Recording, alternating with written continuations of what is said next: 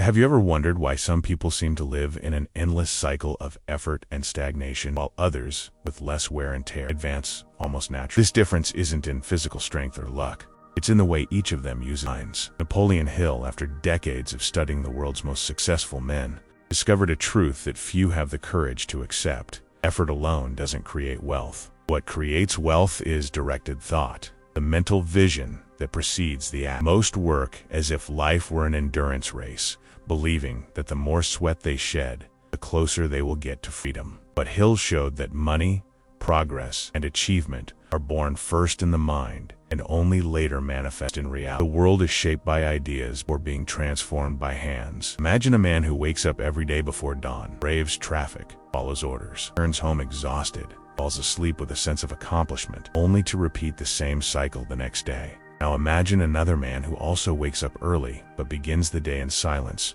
reflecting on what he truly wants to build. He writes down goals, draws up a plan, and mentally visualizes what he wants to achieve. Both strive, both work. But after a few years, one is still struggling to survive while the other has built a path that sustains him. What separates them is not fatigue but the use of their mind. Hill said that whatever the human mind can conceive and believe, can achieve. But he also warned that this same mind, if used without direction, can become the world's most sophisticated prison. Blind effort is seductive, gives a false sense of progress. One feels alive, needed, useful. But effort without reflection is just meaningless movement. It's like rowing in a circular pond, leaving the shore is just ahead. Hill observed that thousands of people live this way, busy, tired, and proud of their struggle, without realizing they are merely moving within a system they know. It's painful to admit, but it's the reality. Most people don't think. They just react. They work, consume, rest, and repeat. They follow an invisible script written by those who have learned to use their minds as a tool, not a burden. Hill called this humanity's great imbalance. You plan, many execute. You create, many reproduce. The human mind, left unchecked, operates on autopilot, repeating patterns that ensure survival but impede evolution. Therefore, the first act of those seeking transformation is not to work harder, but to think differently. It's to understand that wealth is not a consequence of physical effort, but of the quality and direction of the thought that precedes it. And this change requires courage. Thinking hurts.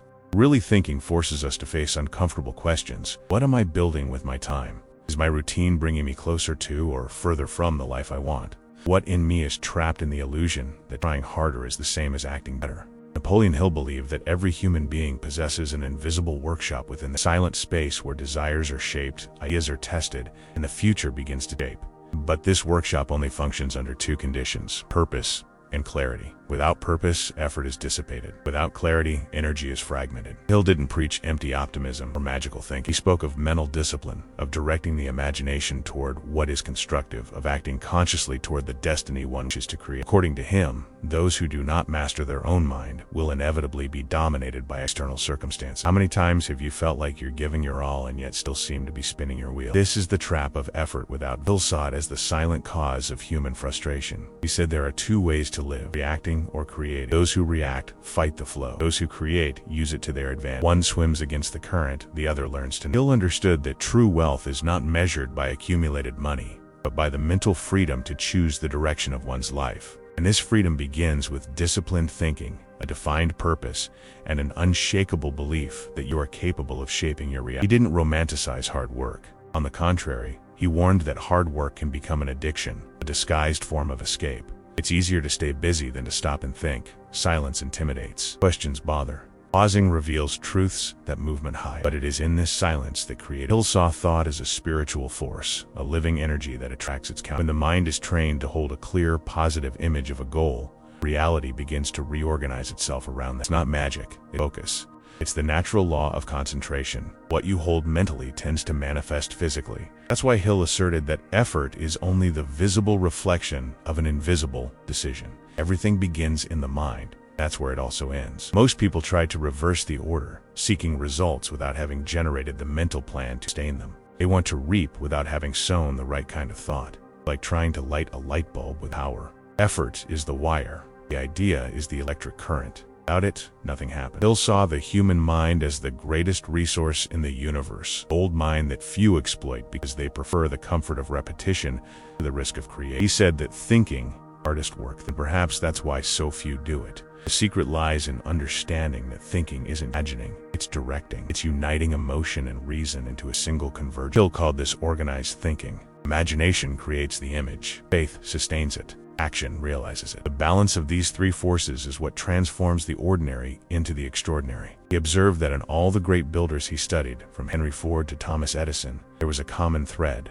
They all knew exactly what they wanted and believed it before any physical evidence. While others saw obstacles, they saw stages in the process. While many asked for security, they asked for opportunity. Hill called this inner vision the ability to see mind's eye before seeing with the body's. This is where most fail. People believe the future depends on chance, the economy, or external opportunities, when in fact it begins at a much more subtle level, in the way you think every day. Each repeated thought is a seed. Each sustained emotion is a drop that waters that seed. Over time, the garden of the mind flourishes or withers according to the ideas you cultivate. Hill compared the mind to a fertile field. You don't plant what you want. What the environment throws at you will inevitably grow. And the environment, by nature, always plants distraction, fear, and conformity. That's why he insisted, those who don't train their own minds serve the plans of those who train them. It's a harsh but liberating truth. Those who don't think for themselves think for others without realizing it. That's why Hill said that independence begins within,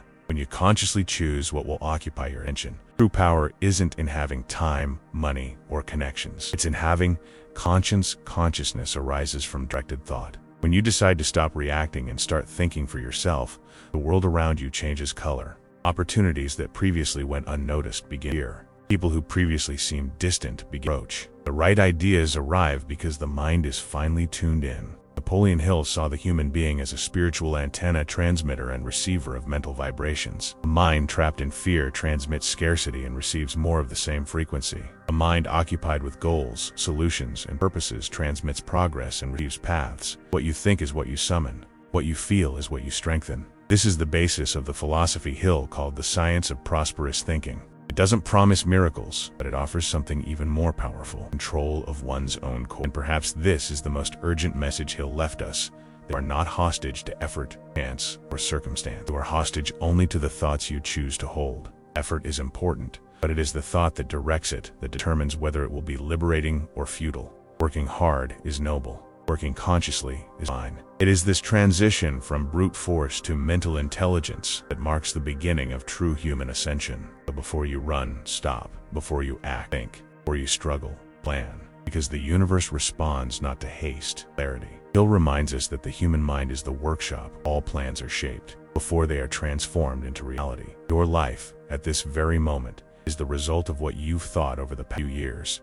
You want a new outcome, change your thinking, not your effort. And when this understanding sets in, the world around you begins, little by little, to reorganize itself. You can keep rowing hard, wrapped in the illusion that movement is enough. Or you can learn to master the wind, understand the currents, and follow direction. Hill extends his hand and offers this choice. He doesn't promise ease, but he reveals the path to mastery. And it all begins where few have the courage to look within their own mind. There comes a moment when a human being realizes, even if they don't want to admit it, they're moving too much and making too little progress. It's a silent but uneasy feeling, as if something inside is saying, there's something wrong with the way I'm living. Napoleon Hill described this moment as the moment when the soul begins to seek direction. He said there's a kind of effort that consumes and another that builds, and that the line separating the two is organized thinking. Hard work is a virtue, but working without direction, wasting the only force that never time. Hill believed that the mind is the helmsman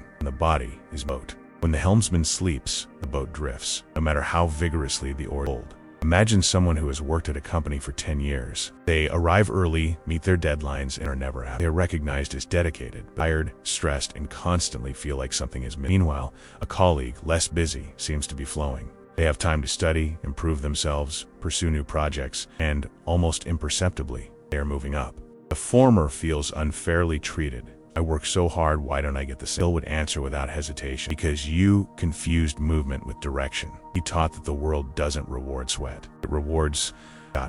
result of applied thinking. The difference between progress and repetition lies in what you do before the effort, not during it. Hill used to observe people in offices, factories, and stores. He said he saw the same pattern. Everyone busy, everyone in a hurry. You really think? Most people work all day putting out fires they themselves created through lack of planning, he wrote. And that sentence carries a cruel weight because it's true. How many times have you found yourself rushing to solve problems that could have been avoided if you'd stopped for 5 minutes to think? How many times have you felt trapped in a routine so fast-paced that you no longer remember why you do what Hill called this purposeless tiredness and warned that it is the greatest enemy of prosperity. In one of his lectures, Hill told the story of a mechanic who prided himself on working 16 hours a day. His hands were always covered in grease, and he firmly believed this was a sign of honesty. When Hill asked him why he did what he did, and replied, "Survive." Then Hill asked, "And after you survive, what do you intend to do?" The mechanic remained silent. This silence is the same one that inhabits the minds of millions of people, the gap between effort and purpose. Hill didn't want anyone to work less. He wanted everyone to understand because when the reason is lost, effort becomes a prison. He saw the human mind as an energy field. When thought is scattered, the field fragments. When it is concentrated, it attracts opportunities. That's why Hill said that a person who thinks clearly can do in a year what another can't do in 10. The difference isn't talent, but focus. The person who defines a purpose and revisits it daily creates a mental axis. Everything that doesn't align with this axis loses importance. External chaos persists, but within there is calm. And it is in this state of active calm that true productivity arises. Perhaps the most curious point of Hill's observations is that thinking is what people most avoid doing. He said that deep thought is a form of discomfort that the ego tries to avoid at all costs. It's easier to fill one's schedule than to face silence. It's simpler to say, "I don't have time," than to admit, "I don't know what I'm doing with my time." This constant avoidance creates an illusion of importance, a feeling of being always busy, always needed, always on the move. But behind it lies a growing emptiness. Hill saw this as the modern tragedy, busyness as a disguise for a lack of clarity. A young entrepreneur once approached Hill for guidance. He said he was working 12 hours a day, but his business wasn't. Hill listened and asked him just one question: "How much time do you dedicate to thinking about your business, not just work?" The young man replied, "I don't have time for that." Hill smiled and said, "Then that's why you'll never have free time." The lesson was immediate. He was a prisoner of his own haste. Work had become a shield to avoid facing the truth that he had no direction. Over the next few months, the entrepreneur followed Hill's advice. He set aside an hour a week just to plan. Little by little, he realized mistakes he'd been repeating for years. Small corrections began to yield big results. And it was at that point that he understood. Progress comes from pausing, not rushing. Hill believed that the human mind is like a mirror. It reflects what is presented to it. If the day begins in confusion, it tends to end in confusion. If it begins with clarity, it ends with progress. He advised his readers to set aside sacred time, even if only 15 minutes, to think deliberately. During this time, don't respond to messages, don't consume news, don't talk, just think. This simple practice, he said, changes the course of an entire life. Because by thinking, one ceases to be a pawn of circumstances and becomes one's own architect. What seems small a moment of reflection is, in fact, the secret engine of all transformation. But thinking requires courage, an act of inner exposure. Thinking is admitting that you might be on the path. It's recognizing that there's wasted energy, that there's fear disguised as duty, that there's routine where there should be purpose. That's why Hill said that thinking is the rarest kind of effort. It requires a kind of strength that's unseen, but that moves everything. Those who think deeply are able to see what others don't yet see, and this is both a burden and a privilege. The modern world fears the thinker because they don't fit into the automatic gears of the system. They question, slow down, choose. And those who choose disrupt the order of repetition. Something mysterious about this. Hill believed that when the mind quiets and begins to think purposefully, invisible forces spring into motion. It's as if the universe, which previously seemed indifferent, begins to respond. Right people appear, ideas connect, opportunities reveal themselves. He called this ... mental synchrony, a state in which the individual is so aligned with their vision that everything around them seems to conspire in their favor. It's not luck, it's attunement. Life becomes an extension of thinking that created it. And yet, even knowing this, many keep running. They run because they're afraid to stop and discover they don't know where to go. They run because movement is. They run because they've confused being busy with being alive. But there's an invisible price to this rush. Exhaustion without growth. Hill warned that a person who lives solely by effort will be slave to fatigue. He believed that true progress is silent, like seed germinating in the dark before breaking through the earth. And this inner growth begins when thought becomes the center of action, not its residue. Perhaps you recognize yourself in some of these images: the professional who works without time to think, the businessman who has lost his way, the mechanic who prides himself on his own exhaustion. Hill would look at you and say, the energy isn't lost, it's just misdirected. The mind is a spotlight, and whatever receives its attention expands. Directing attention is the same as deciding what will go. If you put your energy into worrying, problems will grow. If you put it into planning, solutions will grow. The difference is subtle, but it transforms everything. Hill saw thought as a form of faith. To think is to believe there is a path, even when it is not yet visible. Faith in motion. And when this faith combines with reason, the rarest power in existence is created, that of consciousness. The conscious person does not act on impulse. He observes, understands, and guides. His action is precise because it springs from a trained mind. He does not need to rush, because step is precise. That's what Hill tried to teach, that the secret is not in doing, but in doing. Berthate, the mind is the master key that all doors, including those that brute effort could never reach. He knew that humanity is not condemned to exhaustion. It is merely hypnotized by. The first step to breaking the spell is simple. It requires boldness. Stop. Breathe. Think. Because only when the noise ceases can one's own inner voice be heard. And it is this voice, not the noise of haste, shows the truth. Napoleon Hill believed that the universe rewards those who dare to think for themselves, because thinking is the first act of freedom. Those who think create direction. Those who create direction find purpose. And those who find purpose never lose their way, no matter how much the world changes around them. There's an invisible boundary between the effort that moves and the effort that imprisons. Napoleon Hill said that the mind is the silent commander of life. When it's silent, the body becomes a soldier lost on the battlefield, fighting without knowing why. Most people live in this realm, waging daily wars against deadlines, bills, pressures, and expectations, unaware that the real struggle isn't outside, but within. An unruly mind is like a boat tossed on current. It rows aimlessly, expends all its energy, and still believes it's making progress. Hill, with a surgeon's eye on the human soul, warned, effort without direction is the greatest thief of time and hope. Thinking is the rudder. Planning is the map. Acting is the awe. But it's the correct order of the three that decides whether someone reaches the other shore or drowns along the way. He told a parable that accurately conveys this logic. Two men needed to cross a wide river. One of them launched his boat into the water and began rowing with all his might without looking to either side. The other waited a few minutes, observing the current, the rocks, and the movement of the leaves on the surface. When he finally got the boat into the water, it moved lightly. While the first exhausted himself trying to resist the current's force, the second used it to his advantage. Both tried hard, but only one understood the game. Hill said that the human mind is like a current. It can drag you or carry you, depending on how you observe it. Deep down, we're all trying to cross a river. For some, it's the river of financial stability. For others, it's the river of inner peace, purpose, or freedom. Crossing always requires energy, but energy without direction becomes noise. Hill believed the secret lies in transforming impulse into intention. Impulse is blind, intention is illuminated by impulse reacts, intention guides. This is where the turning point arrives. The body is merely the tool. It is the mind that moves it. And that's why Hill tirelessly repeated, the mind leads, the body executes. When the order is reversed, life becomes a cycle of exhaustion and frustration. But what happens when the body takes over and the mind falls asleep? Automatism emerges, a form of existence in which human beings work, consume, converse, and exhaust themselves, all without real presence. Hill saw this state as a modern form of slavery. He said that freedom is not the right to do as one pleases, but the power to choose what is worth doing. And choice always begins in thought. The person who does not think about their own direction becomes a servant to the direction of, and without realizing it, they begin to build the plans of those who thought before them. Think about it. How many of your decisions were truly born of self-reflection rather than social reflection? How many times have you worked harder because you believed that was what was expected of you, not because it brought you closer to something you wanted? Hill insisted that true failure isn't losing, but living without purpose. The mind is the territory where this silent war takes place. On one side, the desire to belong. On the other, the call to awaken. Most choose to belong because thinking is scary. Thinking implies accepting that perhaps everything needs. There's something unsettling about this awakening. Hill said that at first, awareness hurts. It's like opening your eyes in a dark room and being struck by the first. The mind, accustomed to obedience, resists.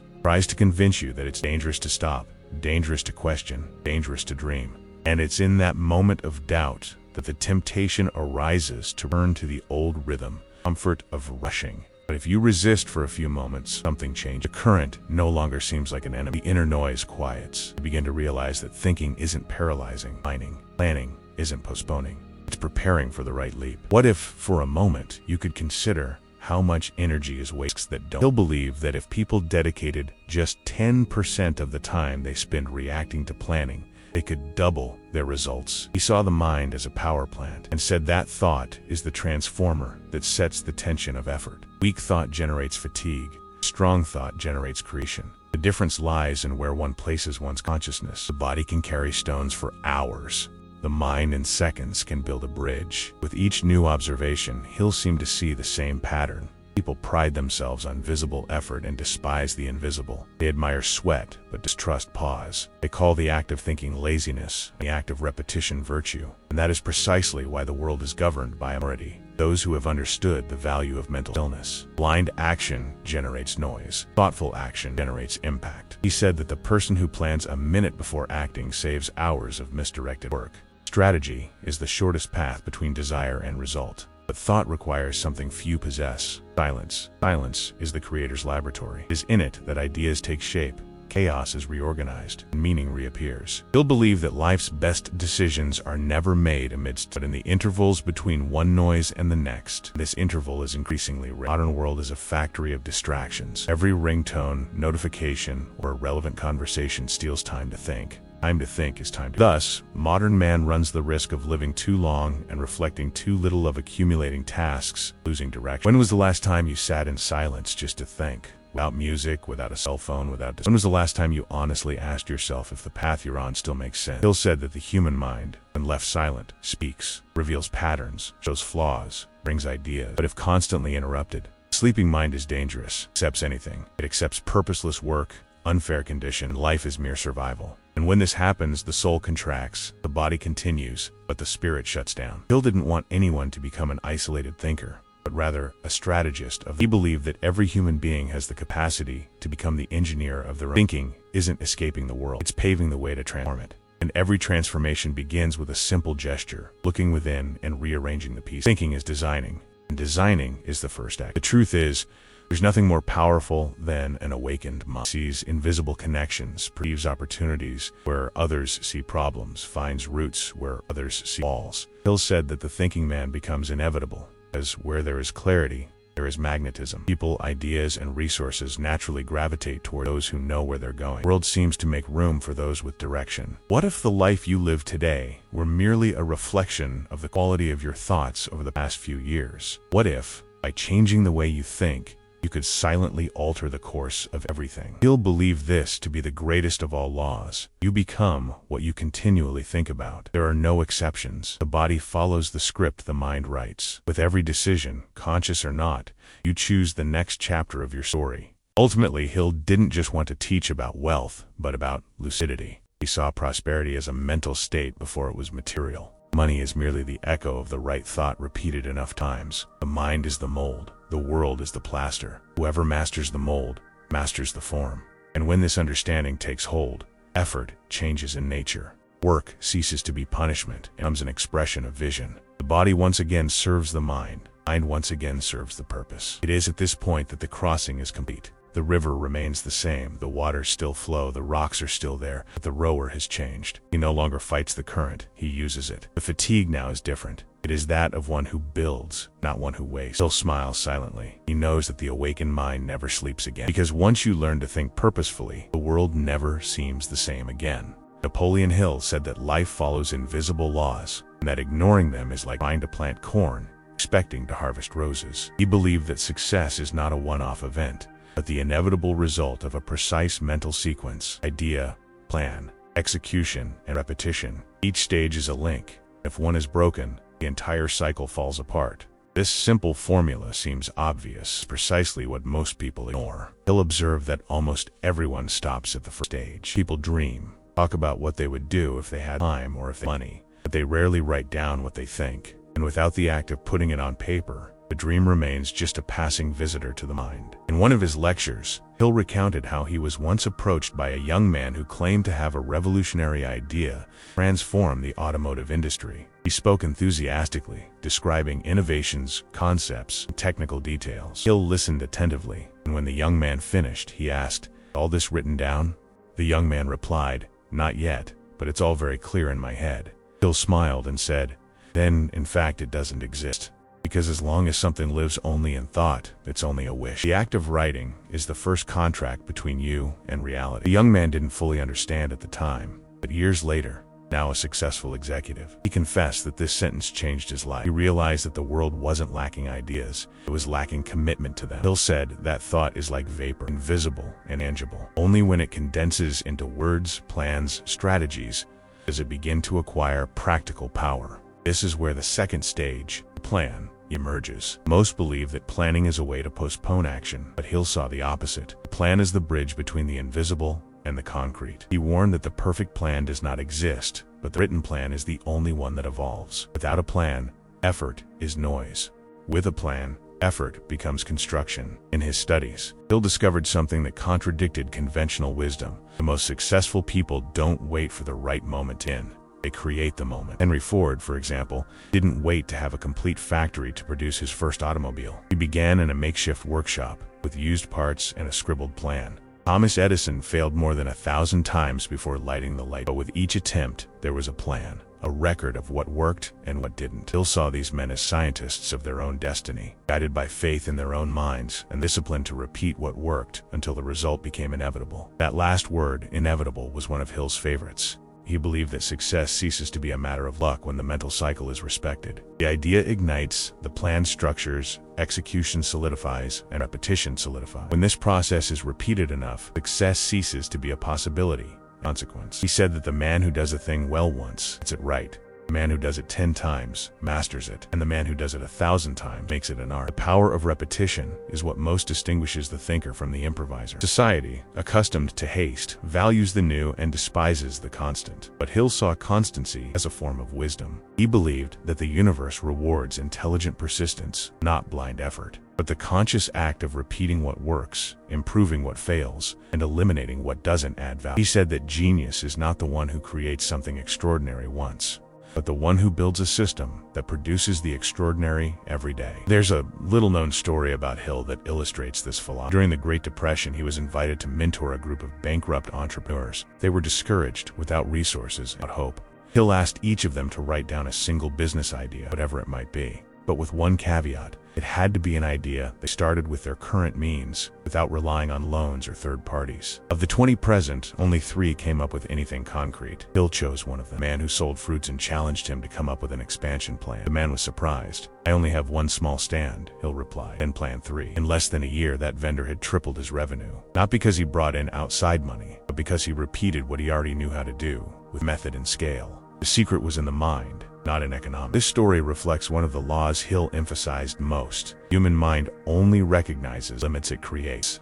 When thinking becomes fixated on scarcity, the brain literally stops perceiving opportunities. Modern neuroscience studies confirm this. The brain's reticular system, responsible for filtering what's relevant, selects information based on what we believe possible. In other words, you believe something is unfeasible, your own mind will stop noticing paths that could lead you there. Decades before these discoveries, Hill said, the human mind is the radar of opportunity, but it only captures what it believes exists. And this is where faith comes in, not as a religious belief, but as a mental state of trust in one's own plan. Hill observed that all great achievers shared a rational faith, a conviction that if the process were followed consistently, the result would come, even if it took time. This conviction created a constant energy, a kind of unbreakable focus.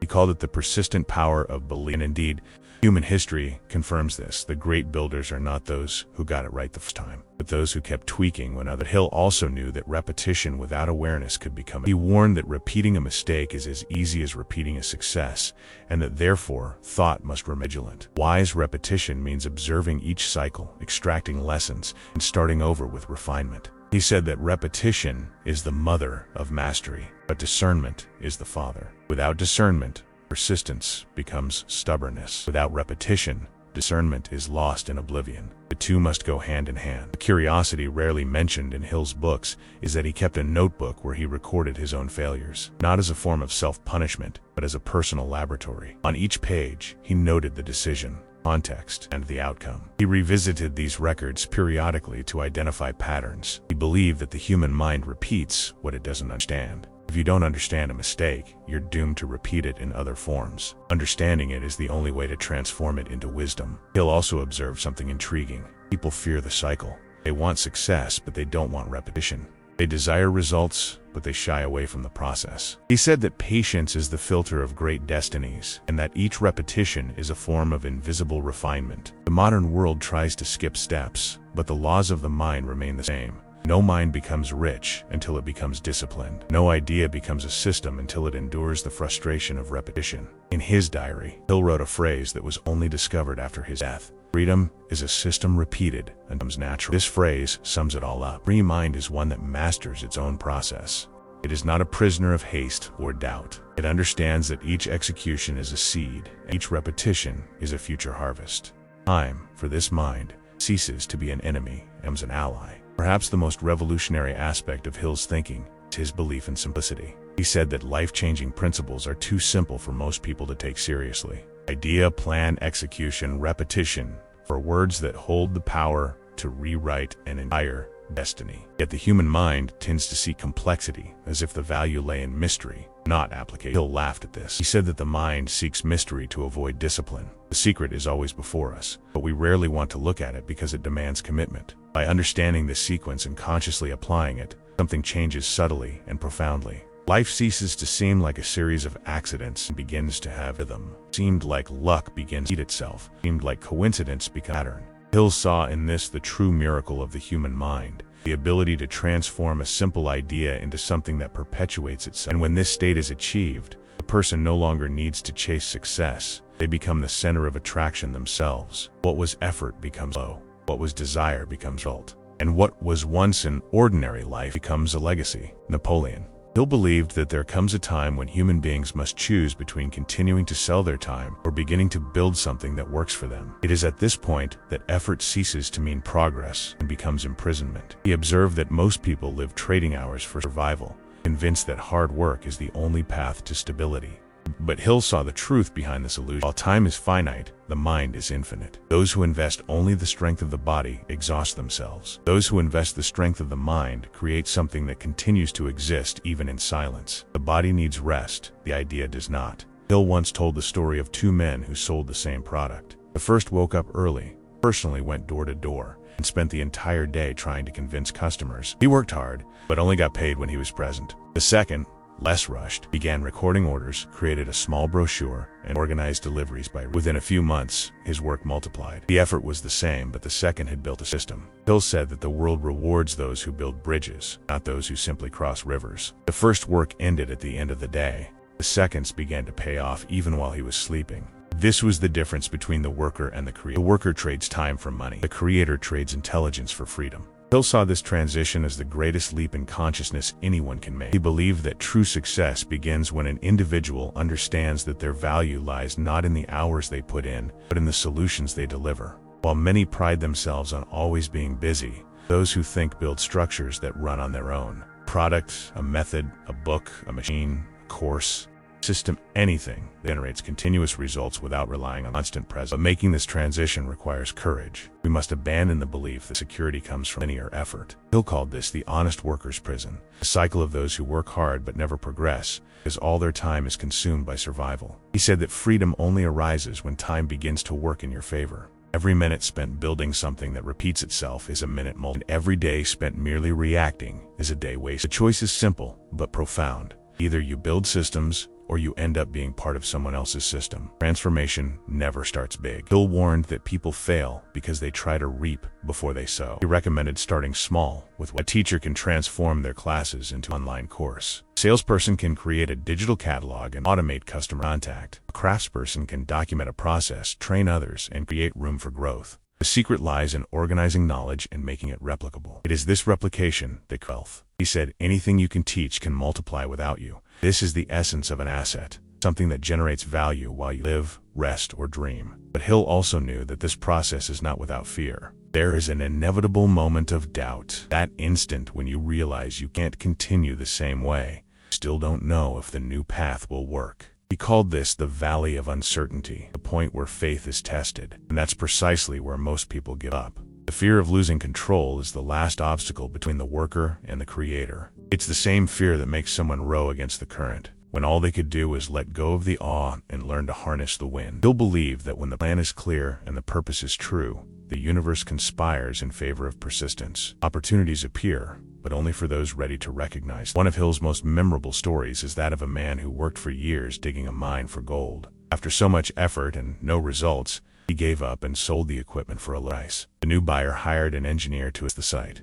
After some measurements, they discovered that the gold was only 3 meters from where the previous one had stopped. Hill used this story to illustrate that many people give up just when they are just steps away from turning their work into freedom. The problem isn't physical exhaustion, but mental resignation. When effort transforms into belief and strategy, progress becomes inevitable. Hill said that a mind trained to create value is like a power plant that shuts down. Once it starts producing, nothing can stop it. But there's one condition. This mind needs purpose and method. Purpose gives direction.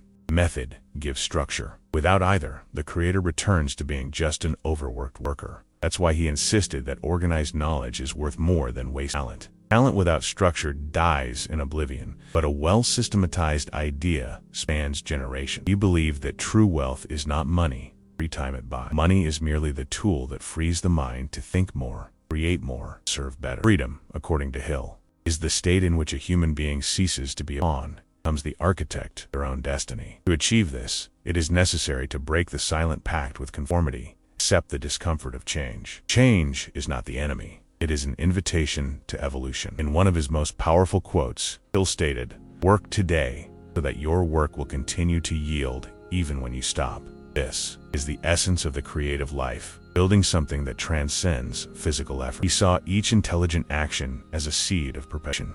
Time becomes your ally when you stop selling it and start planting it. With each system created, with each process perfected, you extend the reach of your effort. This is how a simple idea becomes a legacy. But before this transformation takes hold, there's always a decisive moment, the final resistance. When everything seems most difficult, when the return seems distant and doubts begin to dominate. Hill called this moment the dark night of the. It's the phase when the old world tries to pull you back, the routine, the voices that tell you it won't work, fear of failure. He said that those who resist this phase discover the gateway to freedom, because soon after the system begins to function, effort finally becomes structure. The mind shifts from survivor to creator. And it was at this point that Hill paused. He looked at the audience and asked, "How many of you are still trading hours crumbs when you could be building something that multiplies your time?" Silence was the answer. He then added, "The difference between those who work and those who thrive is that one uses the body. The other uses the mind, the body tired. Which one do you want to lead your life?" The tension melted away in that instant, replaced by an almost luminous clarity. It was as if each person realized that the key had always been there, hidden within their own consciousness. Hill didn't speak of miracle, but of awakening. He taught that true revolution begins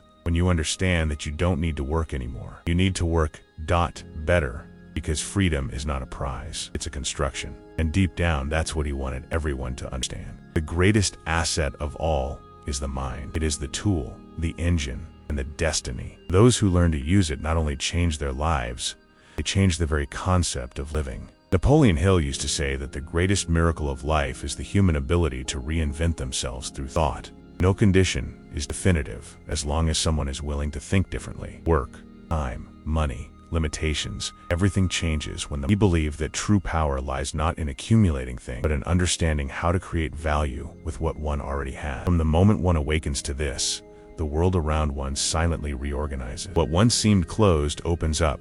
What was once effort becomes direction. And that is where true freedom begins, when the mind stops reacting and begins to create. Hill observed that people wait for the ideal moment to change, raise, pay off, someone's encouragement, but that moment never arrives. The turning point happens when a simple, powerful internal decision is made. I start now, but I have. This phrase carries more power than any external motivation.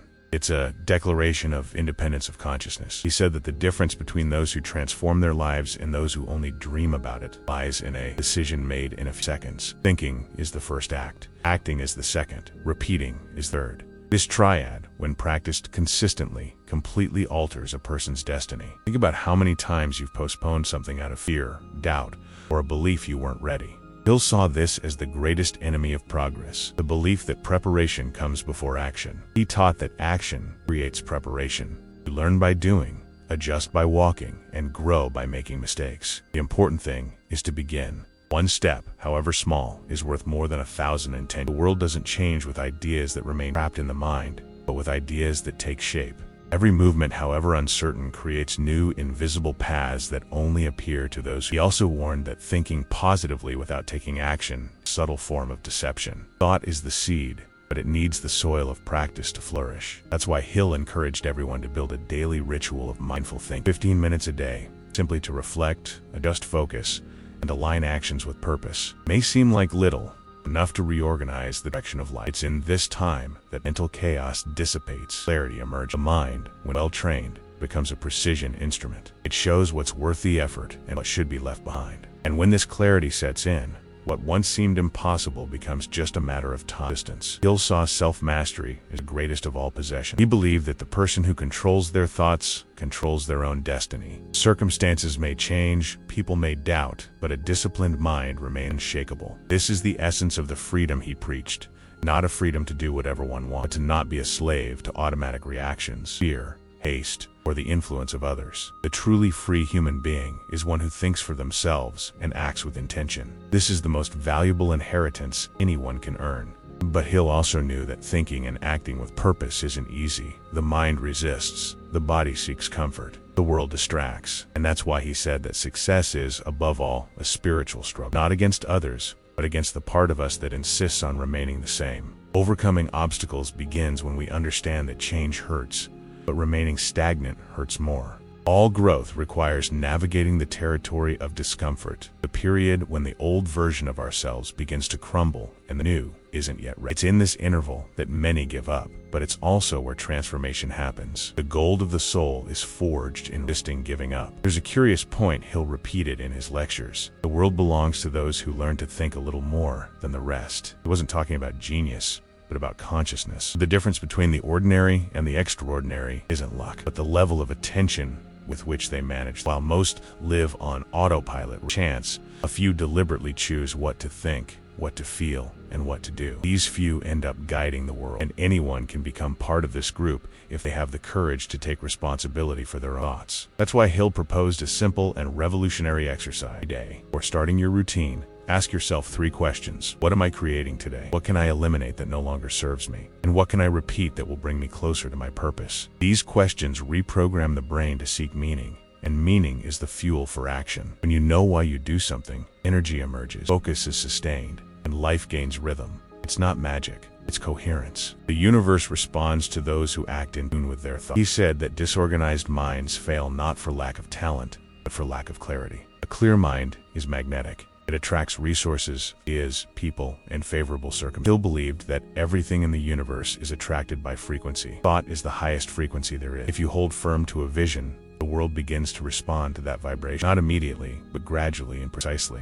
Small coincidences, unexpected encounters, sudden solutions, all are signs that the mind is creating realities. And it is at this point that thought transforms into visible power. Perhaps Hill's most beautiful teaching is this: you don't need to change the entire world. Just change the way you see it. The mind creates the lens, and the lens creates reality. When you choose to see opportunities, here. When you choose to see obstacles, they multiply. The power to decide what to focus on is what determines whether life will be a cycle of effort or evolution. Hill didn't promise a challenge-free existence, but he showed that it is possible to transform each challenge into fuel for growth. Pain can be instruction, failure can be a stepping stone, and loss can be rebirth. It all depends on mental interpretation. Now, if you've made it this far, something inside you has already begun to stir. Maybe it's a new thought. Maybe it's the desire to reorganize your routine. Maybe just the silent desire to no longer. Hill would say this is the first sign of awakening. Awakening, once initiated, can never be erased. From now on, everything you do can be guided by a new principle. Think before you act. Plan before you tire. Create before you react. Use your mind as a tool for construction, not a repository of. The next step is simple but decisive. Start today. Write down your most important goal on paper. It doesn't matter if it's professional, financial, emotional, or spiritual. Write it down. Read it aloud. Imagine it as if it were already real, and repeat it every day. Your brain will resist at first, but over time, begin to believe. And when it believes, it will. When it acts, it will see. This is the silent law that governs all transformation. Hill proved this in thousands of real stories. He believed that the human mind is the starting point of everything that exists, the beginning of every victory, the cradle of every future. You have within you the same power that moved all the great builders in history. None of them started out ready-made. None of them had. They all began with a decision, a sheet of paper, and a firm idea in their minds.